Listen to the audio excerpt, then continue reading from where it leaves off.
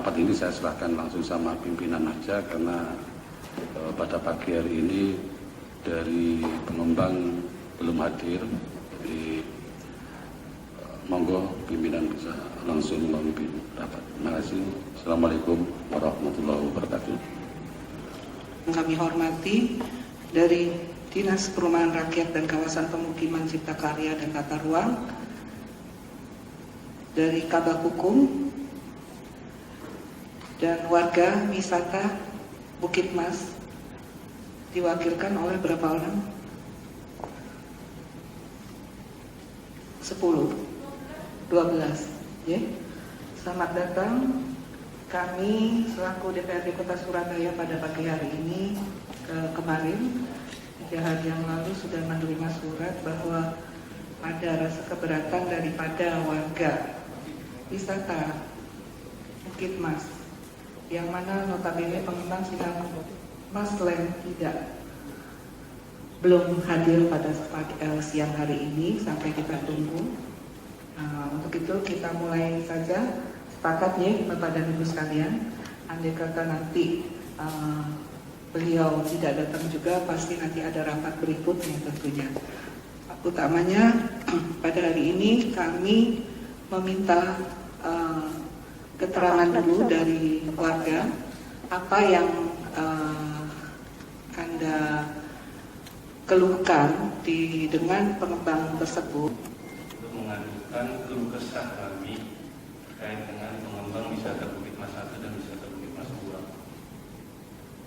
Awal mulanya kan mohon izin kalau kami bisa bercerita adalah ketika warga ini membeli rumah di wisata Bukit Mas 1 ataupun wisata Bukit Mas 2, itu menandatangani namanya BAST, berita acara serah terima.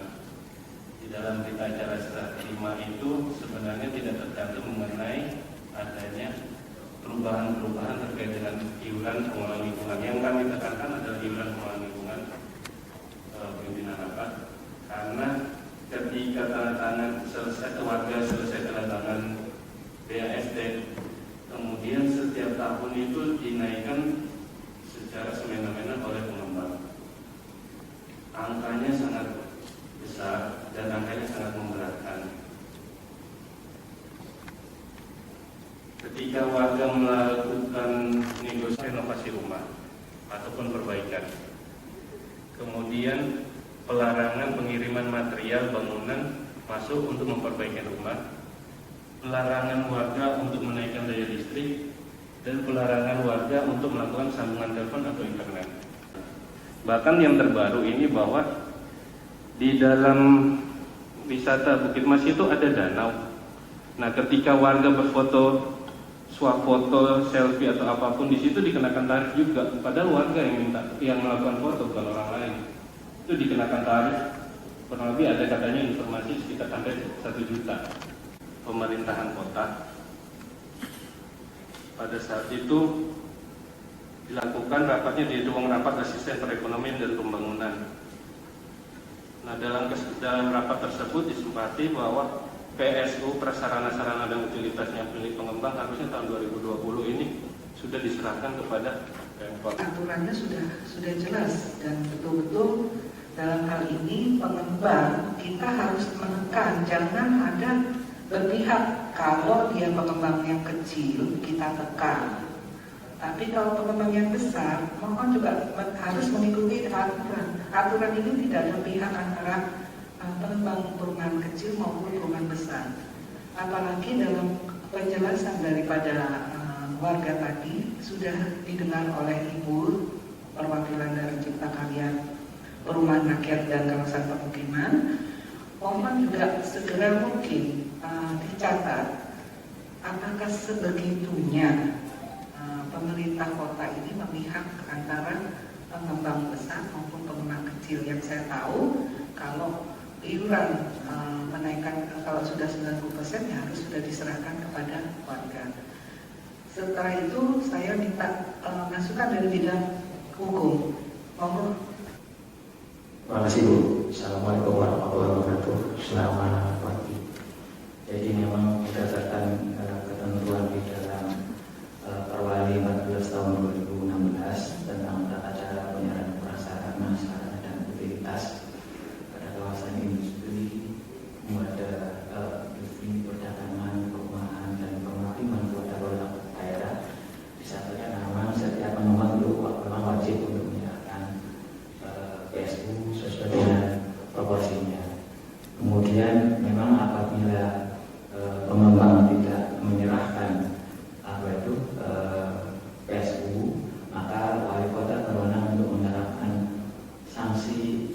administratif kepada setiap pengembang. Itu sanksinya itu dapat berupa peringatan tertulis, kemudian penundaan pemberian persetujuan dokumen dan atau perizinan, atau denda administrasi sebesar 50 juta rupiah, atau pengumuman kepada media massa, dan dimasukkan ke dalam daftar hitam teknis. Sanksi-sanksi itu memang berdasarkan pertimbangan dari kepala dinas cipta karya terkait dengan pelanggaran yang dilakukan oleh pengembang. Sampai ini dulu sendiri di lingkungan perumahan harus dikasih tarif, itu kan ya nggak benar. Ya, kemudian sesegera mungkin kalau hanya cuma pengembang segitu, kalau cuma kena biaya administrasi 50 juta ya amat sangat kecil, tarifnya aja satu warga kena 1 sampai dengan 2 juta ya.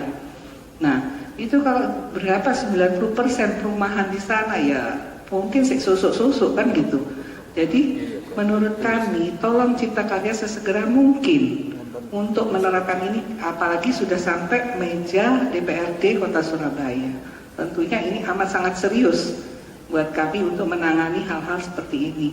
Masa sekelas pengembang seperti Villa Bukit Mas, wisata Bukit Mas itu menerapkan aturan yang aneh-aneh. Yang saya tahu kalau IPL yang ditarik oleh warga itu kalau sampai dengan penghuni, sampai dengan berakhirnya penghuni menempati itu hanya di apartemen. Kalau di perumahan yang seharusnya mengelola daripada iuran warga. Di sini warga juga tentu tidak keberatan kalau itu musyawarah mufakat dari ketua rukun tetangga maupun ketua rukun warga.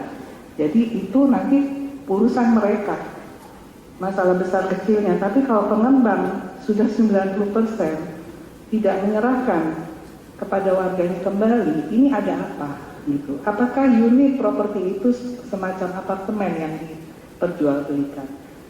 Itu Cipta Karya, monggo dijawab. Assalamualaikum warahmatullahi wabarakatuh. Terima kasih atas kesempatannya. Mungkin kami mewakili dari Dinas Rumah Rakyat dan Kawasan Permukiman Cipta Karya dan Tata Ruang. Di sini mohon izin menyampaikan bahwa berdasarkan data yang ada di dinas kami, ini memang untuk perumahan wisata Bukit Mas ini terdapat tagline, dan hal ini adalah tagline untuk wisata Bukit Mas 1 dan wisata Bukit Mas 2. Mungkin untuk terkait iuran lingkungan, memang di dinas kami tidak melakukan intervensi sampai sejauh itu. Jadi untuk iuran-iuran lingkungan itu merupakan domain dari pengembang, dan ini bersepakatan juga dengan warga perumahan yang dimaksud. Mungkin seperti itu. Kemudian mohon izin juga mungkin menyampaikan untuk status dari penyerahan PSU-nya. Kami sudah melakukan penagihan iuran kepada pengembang PT Minamaju untuk kedua segmen perumahan, untuk wisata Bukit Mas 1 dan 2, dan sampai dengan saat ini mungkin belum ada tindak lanjut dari pengembang. Intinya dari pemerintah kota kami akan menindaklanjuti sesuai dengan ketentuan dengan perda dan perwali terkait perjalanan sarana dan fasilitas kota. Tahapannya setelah penagihan akan kami tindak lanjuti dengan proses yang selanjutnya. Mungkin sementara itu jawaban. Terima kasih. Di sana itu RT RW-nya sudah terbentuk ya, sudah SK. Terus saya ingin tanya fungsi RT RW selama ini itu apa? Cuma itu aja. Bisa saya jawab, pimpinan. RT dan RW itu tidak kepakai. RT dan RW hanya sebatas untuk keterangan domisili dan segala macam, tapi undangan rapat untuk IPL, penggunaan pelayanan warga itu tidak pernah diundang. Kebetulan di sini juga ada RW yang ikut. Jadi biar umpamanya kalau dibutuhkan beliau sendiri yang bisa menjawab. Terima kasih. Kami bapak-bapak dan ibu-ibu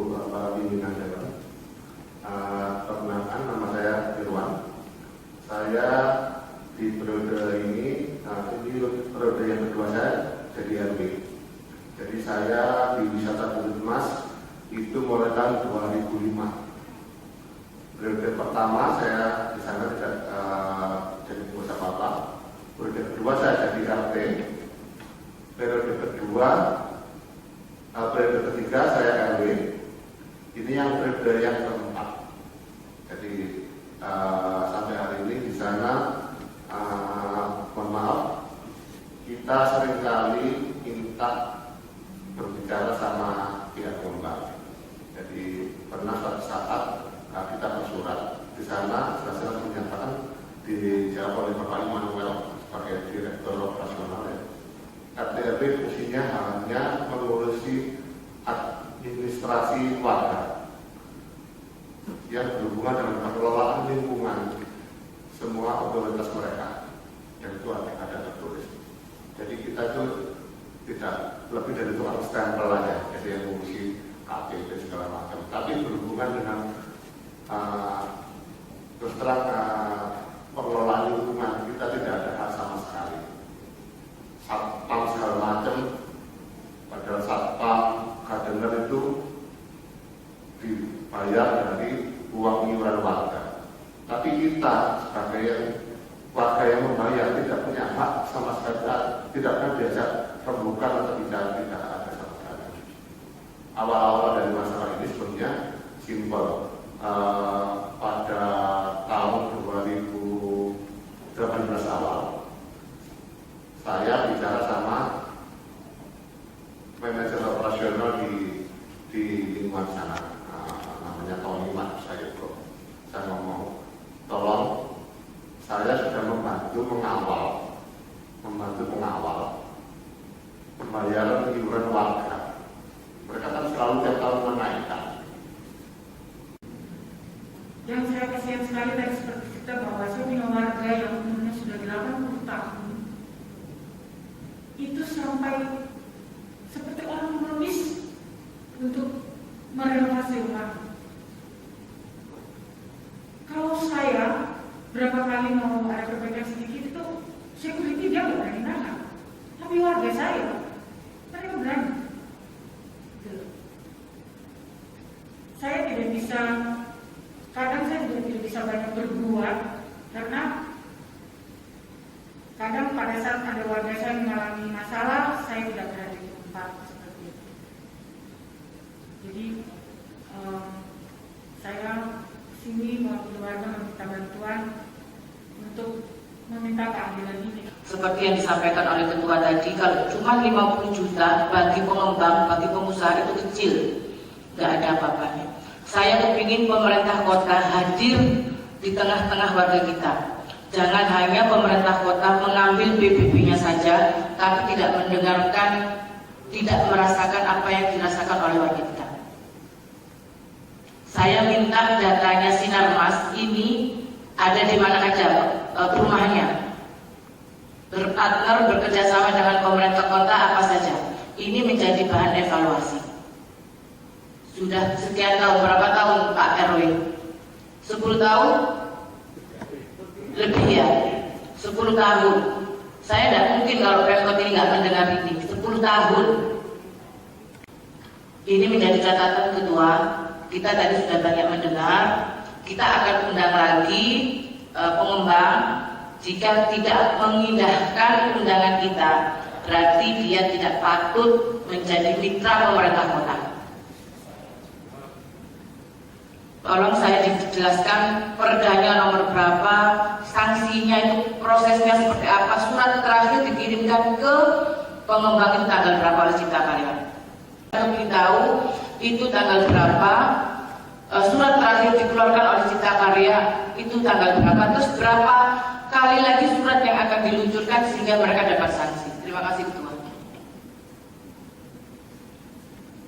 Monggo bagian hukum dan langsung dilanjut Cipta Karya, mungkin tadi bukan tidak ada terlambat sedikit. Dalam ketentuan di Perwali disampaikan bahwa memang setiap pengembang itu wajib menyerahkan pasos. Kemudian kalau memang pengembang itu tidak menyerahkan pasos, maka wali kota berwenang melakukan sanksi administratif kepada setiap pengembang, yaitu diantaranya peringatan tertulis atau penundaan pemberian persetujuan sertifikat atau pengumuman kepada media massa dan agar dimasukkan ke dalam daftar hitam garis, dan itu semua ditentukan oleh kepala disita pada sesuai dengan sangat murah, padahal nilai aset kita itu kan nilai aset pemerintah kota. Itu mereka manfaatkan. Berapa kerugian ekonomi, berapa kerugian pemerintah kota. Apakah tidak ada aturan yang melindungi aset kita di sana? Jadi kalau perdanya terkait dengan Perda 7 tahun 2010, cara penyerahan sarana dan utilitas pada kawasan industri, perdagangan, perumahan, dan permukiman kepada pemerintah daerah.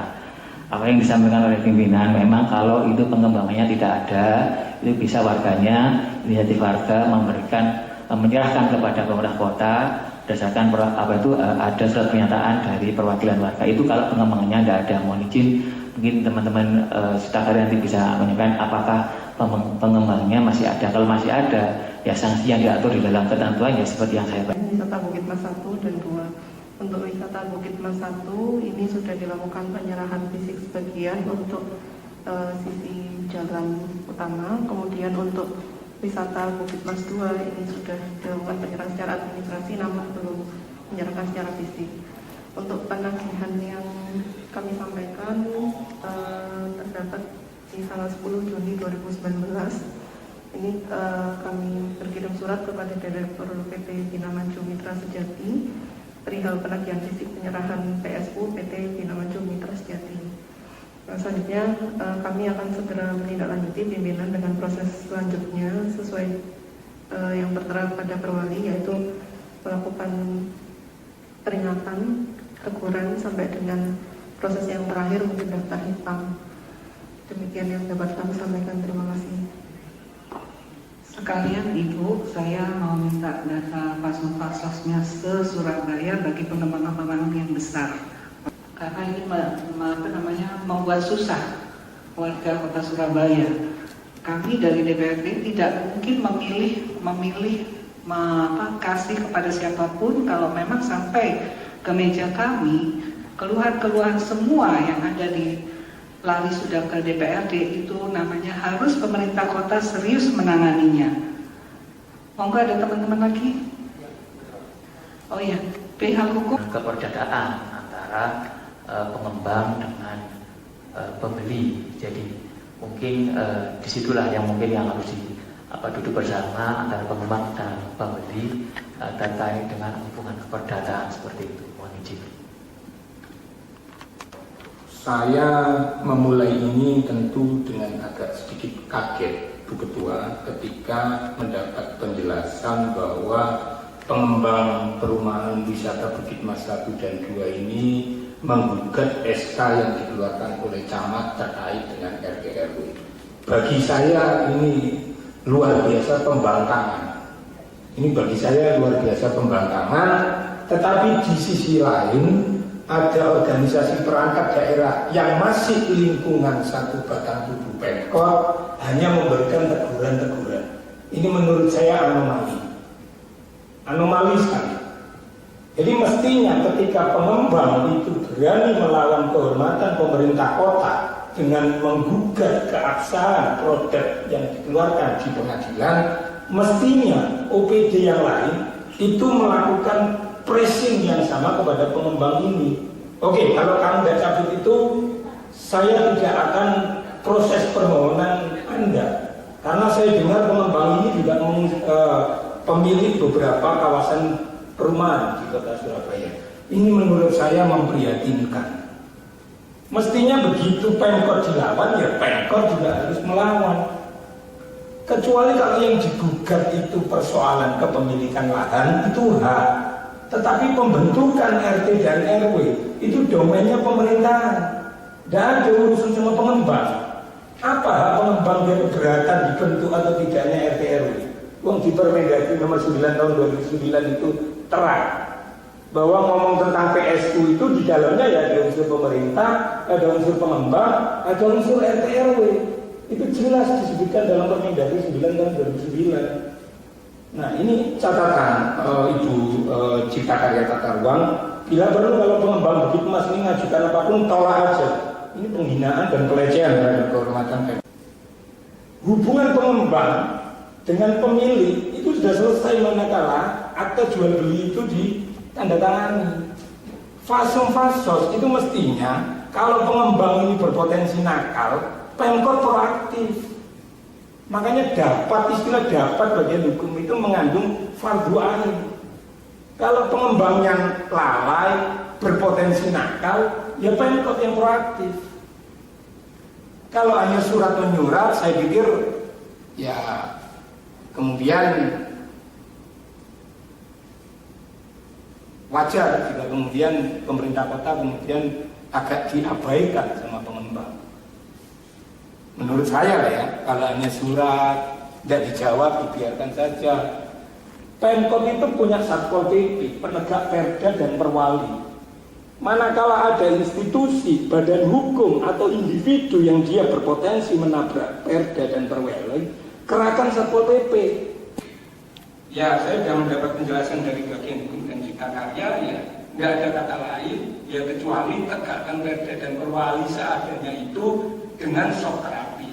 Paling tidak pasca pertemuan ini tentu saya usulkan pimpinan. Substansi dari iuran pengembangan lingkungan itu adalah dari warga, dikelola oleh warga, kembali oleh warga, untuk warga.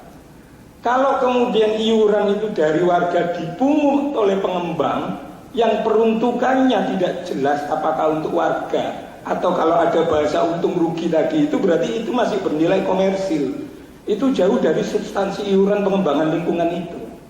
Kita tentu dolim kalau kita ini membiarkan ketidakberesan lalu kemudian kita diam dengan alasan normatif. Marilah kita melakukan pendekatan hukum itu secara sosiologis. Gitu loh. Artinya apa? Pasca pertemuan ini sambil menunggu undangan komisi A berikutnya untuk menunggu kehadiran pengembang, saya pikir Kabag Hukum perlu meminta kepada Satpol PP paling tidak untuk menghentikan dulu iuran-iuran ini, karena ternyata RT RW tidak dilibatkan. Padahal substansinya itu adalah uang dipungut dari warga, dikelola oleh warga RT RW, kembali ke warga dalam bentuk apa? Ya kebutuhan lingkungan itu, bukan untuk memperkaya badan hukum. Badan hukum itu sudah kaya, dia dengan jual tanahnya dibeli oleh warga, selesai sampai di situ kewajiban pengembang. Kecuali kalau wisata Bukit Mas ini hunian vertikal, itu wajar karena dipersyaratkan ada service charge. Saya pikir AJB-nya kan nggak ada kan tentang kewajiban service charge, nggak ada. Nah tentu ini menjadi kewajiban pemerintah kota. Ayo kita tegakkan perda dan perwali ini secara progresif. Bila perlu sarankan Satpol PP untuk mengerahkan 2 truk datangi pengembang untuk meminta pertanggungjawaban ini semua. Satu, kapan PSI-nya diserah terimakan. Yang kedua, itu ada aduan IUPL-nya bagaimana. Bahwa kemudian itu nanti ada unsur pidananya, itu urusan lain, bukan urusan pemerintahan. Nah, Pak Tito mungkin bisa mengirim surat untuk meminta laporan penggunaan anggaran selama ini. Jika itu tidak sesuai, jadi karena tadi Pemkot sudah menjawab dan jawabannya itu saja, saya hanya menyarankan, tolong penegakan hukum secara progresif dalam kasus ini. Jangan sampai, saya ini miris gitu loh, miris sekali ketika camat mengeluarkan SK RT RW saja, yang itu sebenarnya tidak merugikan pengembang secara ekonomi, digugat. Tapi Pemkot mengalokasikan anggaran buffer zone ratusan miliar, itu diduga punya Bukit Mas, diduga loh ya. Kan aneh, kita memperkaya badan hukum yang mengganggu kehormatan pemerintah kota. Kecuali kalau camat itu bukan bagian dari pemerintah kota, ya mungkin dia ikut Pemkab Gresik, ya nggak apa-apa, Pemkot aduh. Tapi kan camat Wiyung itu masih ikut pemerintah kota Surabaya, anak buahnya wali kota terbaik se-Asia, Ibu Risma. Masa menindak pengembang nakal gini aja tidak bisa. Kira-kira itu begitu, bukan pertanyaan tapi saran kepada teman-teman pemerintah kota. Dan yang paling penting adalah Komisi A harus mengusulkan revisi Perda 7 tahun 2010. Ini sudah usang gitu. Terima kasih. Assalamualaikum warahmatullahi wabarakatuh. Domisili daripada perusahaan tersebut yang mau dikeluarkan, Pak. Kan harus ada surat keterangan RT RW kelurahan. domisili.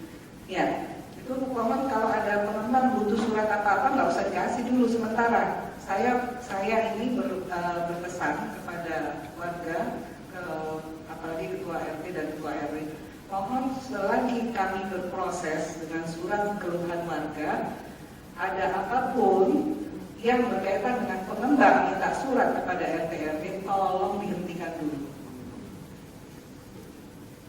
sampai dengan selesai perkara ini. Kalau dia mau panggil seperti yang Pak Doni katakan mau panggil pengacara, silahkan. Kami DPRD tidak pernah takut karena ada perwali dan perdanya.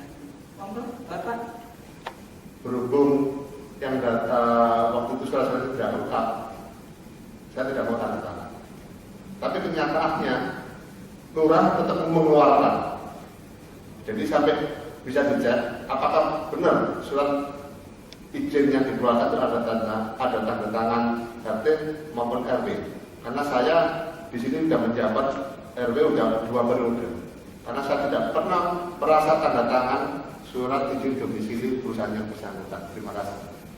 Terima kasih Pak atas penjelasannya. Untuk itu besok Pak Hadir juga panggil lurah dan camatnya. Teman-teman pemerintah kota untuk bersegera untuk tindak lanjut menghubungi kepada pengembang dan warga masyarakat. Ini paling enggak ini harus dimaksimalkan karena ini sangat-sangat luar biasa dalam penderitaan warga masyarakat di sana. Itu aja Bu pimpinan, terima kasih.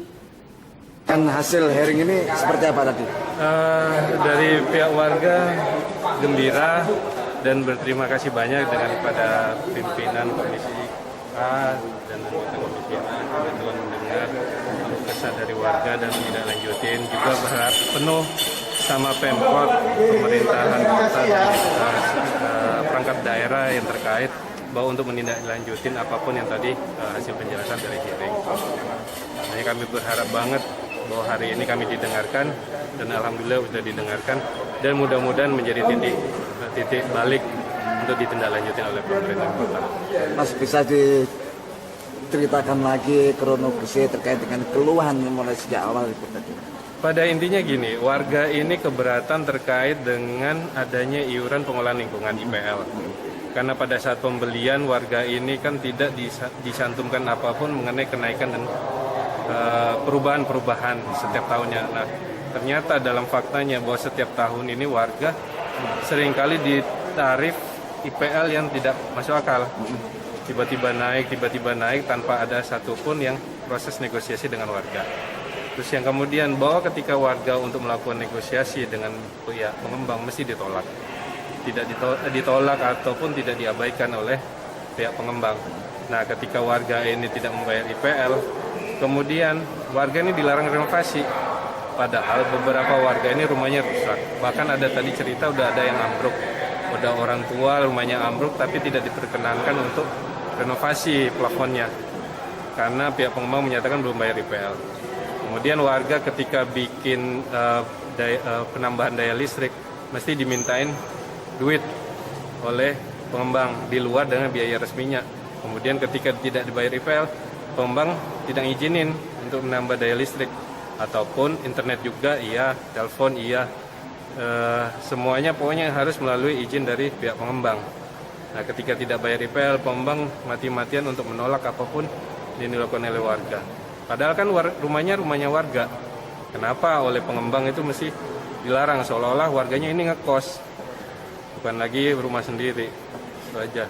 Sejak kapan itu Pak? Itu pengembang melakukan bris pada warga? Sudah mulai dari sekitar tahun 2010 sudah kejadian-kejadian ini, memuncaknya pada sekitar tahun 2018 mungkin sampai hari ini. Mas, dengan kedatangan atau melakukan hearing dengan DPRD ini apa nanti kedepannya diharapkan oleh warga? Ada satu catatan yang ini tadi baru kami tahu bahwa ternyata pengembang ini sudah menyerahkan sebagian PSU-nya kepada Pemkot. Tapi selama ini kami tidak mengetahui adanya penyerahan itu. Tapi tetap warga ditarif normal. IPL-nya tetap dinaikin padahal waktu itu katanya sudah diserahkan sebagiannya itu. Nah, kami tindak lanjutin, kami pengen tahu informasi ini. Kalau umpamanya ini benar adanya, berarti kan pengembang sudah melakukan penggelapan atas duit warga.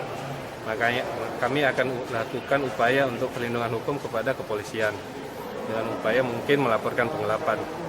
Tapi ini dugaan aja, kami masih belum tahu informasi ini apakah valid atau tidak. Upaya class action yang sudah dilakukan, sekarang kan pengembang sudah dibenarkan dari tingkat banding. Betul. Kalau itu berbeda, Pak. Kalau itu kan hanya khusus untuk 5 warga. 5 warga yang tidak melakukan pembayar IPL mengajukan gugatan di pengadilan. Bukan class action. Dalam putusan tidak ada menyatakan itu class action. Tapi hanya 5 warga melawan pengembang. 5 warga pada saat pengadilan itu menang, kemudian tingkat banding dikalahkan oleh tingkat pengadilan. Sekarang lagi ajukan kasasi. Kalau yang warga-warga yang sekarang menggugat di class action atau seperti apa Pak nanti secara hukum? Kalau untuk saat ini warga hampir seluruhan sih hari ini. Kalau yang berbeda dengan yang kemarin, walaupun yang kemarin ada juga pada saat hari ini. Nah, cuma kami di sini pengen menyuarakan karena kebetulan ada pada tahun 2018 itu ada kesepakatan dengan pihak Pemkot bahwa PSU-nya wisata Bukit Mas 1 dan 2 harus diserahkan tahun 2020. Tapi sudah pertengahan 2020 tidak ada respon sama sekali. Nah, lanjutnya jadi Pemkot juga tidak ada. Hanya kami ajukan hearing kepada Pak, ini dugaan pemerasan atau seperti apa Pak pada waktu? Kami tidak menyatakan ini pemerasan sih. Kami menyatakan bahwa ini pemaksaan aja. Pemaksaan. Dari hasil tadi rapat bahwa sampai dengan pemerintah kota disepelekan RT RW itu kan produknya pemerintah kota. Kenapa juga pada tahun itu sampai dimasukkan perkaranya ke pengadilan? Kan itu nggak fair. Padahal pengembang itu yang seharusnya bisa merasa dia dianakmaskan oleh pemerintah kota, itu yang akan kami pertanyakan di rapat selanjutnya. Intinya itu aja.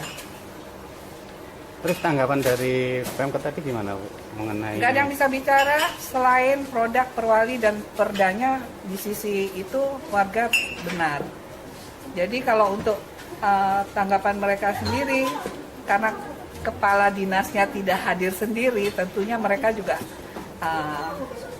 landai-landai saja jawabannya seperti yang ada di Perda dan Perwali. Jelas kalau di Perda dan Perwali pengembang itu salah. Menanggapi IPL yang begitu memberatkan warga itu sebenarnya seperti apa? IPL itu diterapkan seperti itu oleh pengembang apabila dia apartemen. Kalau perumahan nggak bisa. Emang nggak ada Bu itu perumahan? Nggak bisa, apalagi dia sudah laku sampai 80%, 90%, harus sudah serahkan, dan itu yang ngelola warga. Warga produknya pemerintah sudah menyerahkan kepada RT RW, bukan secara administratif saja, tapi ya harus semuanya. Ada kejadian di lingkungan ya tanggung jawab RT RW. Masalah RT RW nanti menghimpun dana untuk kesejahteraan lingkungan, itu ya nanti yang ngelola satpam dan apa semua dari RT RW. Iya kan? Sampai saat ini pasus-pasusnya belum diserahkan. Belum sama sekali belum. Sedangkan yang wisata Bukit Mas yang pertama baru separuh. Nah, separuh aja dia masih bisa ngambil IPL kan? IPL yang terlalu tinggi yang setiap tahun naik. Tentunya kan warga keberatan. Apalagi kalau warga yang rumahnya udah sekian lama tinggal di sana ada harus renovasi atau karena rusak, tidak diperbolehkan, itu amat sangat salah sekali. Hearing kedua nggak hadir. Hearing nggak hadir, kita langsung sidang siang itu juga selesai rapat. Karena hari apa Bu?